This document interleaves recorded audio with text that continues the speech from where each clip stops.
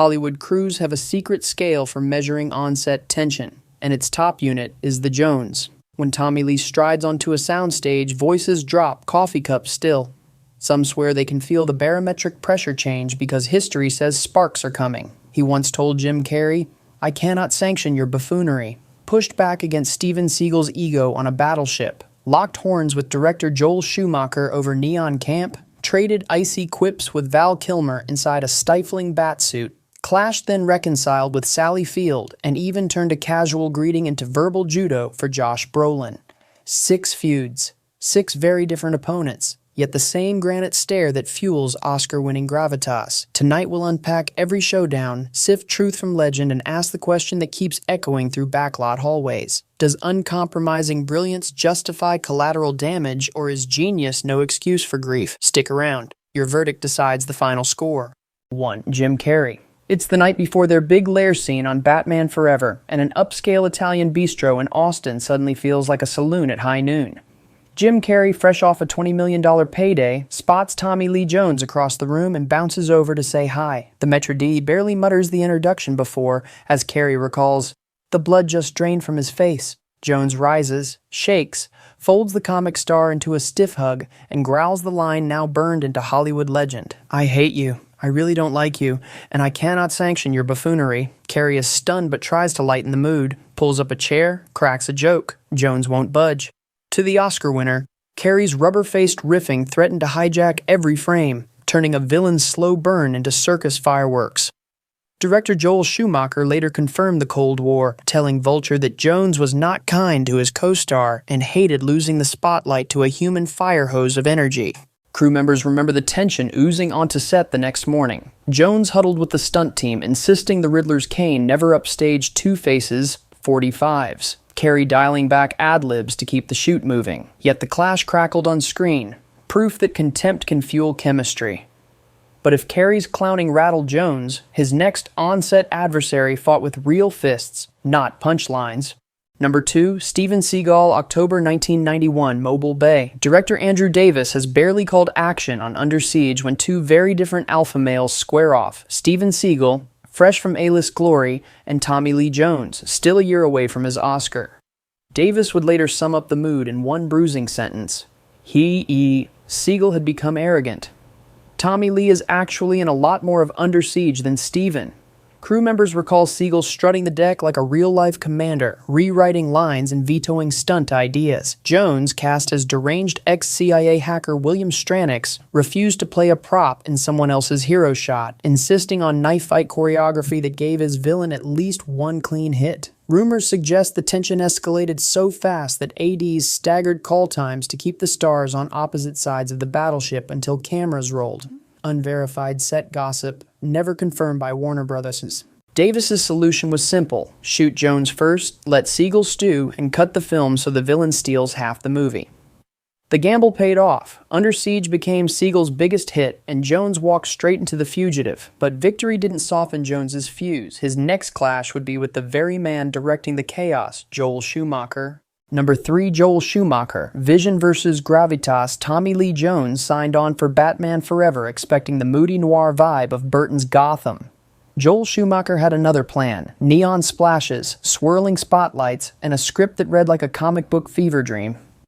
The clash started in the wardrobe trailer. Jones stared at a magenta and lime Two-Face suit and muttered, "This looks like Mardi Gras on LSD." Crew say Schumacher replied with his trademark purr, "Exactly. Now give me more energy, darling."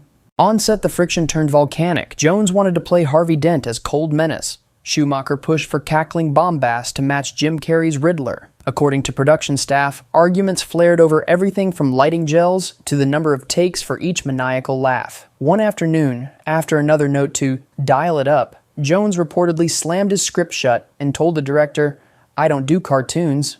Schumacher stood his ground. "You do today," he said, and rolled cameras. The result is a performance fans still debate: campy chaos or wasted gravitas. Jones later called the film childish and never worked with Schumacher again. Yet their creative knife fight minted a $336 million box office hit and cemented the franchise's pivot to pop art excess. Next up, another perfectionist showdown. This time, Tommy Lee meets Val Kilmer. and the Batsuit barely contains the egos. Number 4, Val Kilmer, Two Perfectionists, One Batsuit, Summer 1994, Stage 16 at Warner Brothers. The new Batman has barely zipped into 90 pounds of foam rubber when the first sparks fly. Val Kilmer, fresh off Tombstone and nursing a reputation for dark side intensity, asks for a fifth take to perfect a single cape swirl. Tommy Lee Jones, veteran of 3 movies the previous year, grumbles loud enough for the boom mic, "Some of us only need one." Crew members would later tell reporters the set felt like a pair of magnets flipped to repel, every conversation a slow-motion duel. Director Joel Schumacher says Kilmer's fuse was already short. In a 2019 interview, he recalled the actor turning irrational and ballistic with the first AD, the cameraman, the costume people. When Kilmer shoved back during a dispute over lighting gels, Schumacher ordered a timeout. "One more second of this and you're gone." Kilmer responded with 2 weeks of total silence. Things escalated again when Jones, dressed in half-magenta prosthetics that took 4 hours to apply, refused to wait while Kilmer requested fresh airflow holes in the cowl. A production assistant claims Jones muttered, "Bat Diva needs oxygen, I need lunch," before stalking off set. Studio publicists deny any shouting match, but Schumacher later confirmed he and Kilmer ended up in a brief physical pushing match, proof that tempers weren't confined to the 2 villains on screen. By wrap day, the crew had 2 nicknames, Ice Bat for Kilmer's frosty focus and Clockface for Jones's insistence on finishing by 6 p.m. The tension never shows in the final cut. Kilmer's stoic Bruce and Jones's manic two-faced trade energy like live wires, but insiders say the pair never spoke again after the premieres. And if that Cold War felt combustible, wait until you hear how Sally Field survived an entirely different brand of honesty on 2 separate films. Number 5, Sally Field. From Fistfights to Flameballs, Mobile, Alabama, 1980. Director Martin Ritt watches in disbelief as his 2 leads on backroads trade insults louder than the traffic they're supposed to shout over.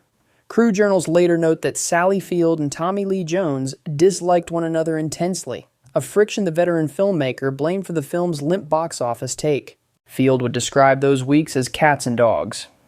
In 2012, she told Entertainment Weekly the pair just fought, full stop. Every blocking note turned into a debate, every close-up into a contest of who blinked first. Their opposite styles, Field's quicksilver empathy versus Jones's granite minimalism, sparked chemistry on screen but left bruises off it.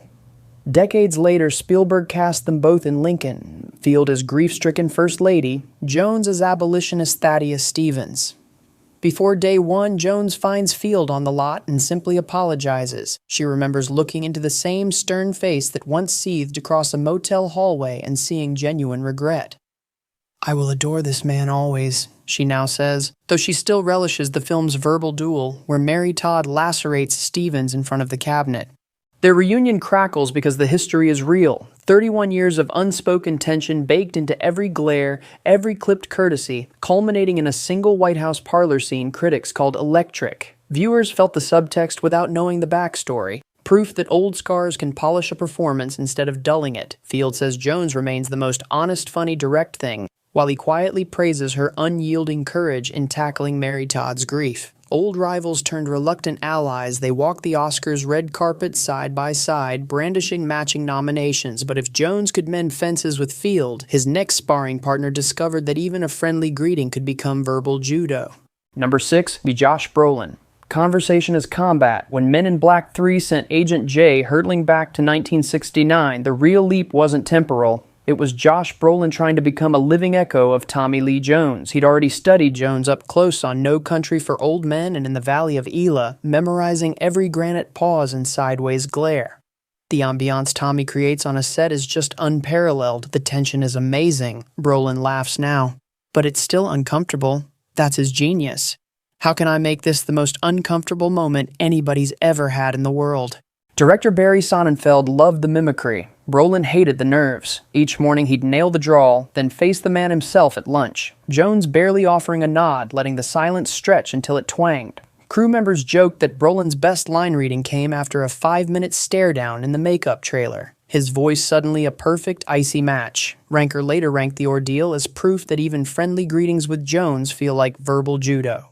The payoff? A time travel sequel saved by a performance critics called uncannily authentic. Brolin credits the edge to those dagger-sharp pauses Jones imposed in every off-camera chat.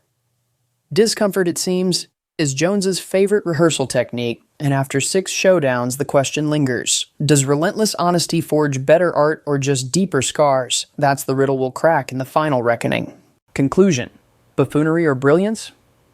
6 tales, 1 through line. Every time Tommy Lee Jones stares down a co-star, be it Jim Carrey's rubber-faced chaos, Steven Seagal's ego, Joel Schumacher's neon palette, Val Kilmer's cape-twirling perfectionism, Sally Field's fearless honesty, or Josh Brolin's uncanny mimic, the friction forges scenes that crackle off the screen. The cost? Nervous crews, bruised egos, and legends of the Jones pressure drop that echo through backlot corridors even today. So here's your final verdict to cast. Is ruthless authenticity the secret engine of greatness, or just a fancy excuse for making sets miserable? Drop buffoonery if you think the grump hurts the craft, or brilliance if the end result justifies every glare. Scroll type and let Hollywood know which side of the barometer you're on, because the next time Tommy Lee walks onto a set, the pressure will rise either way.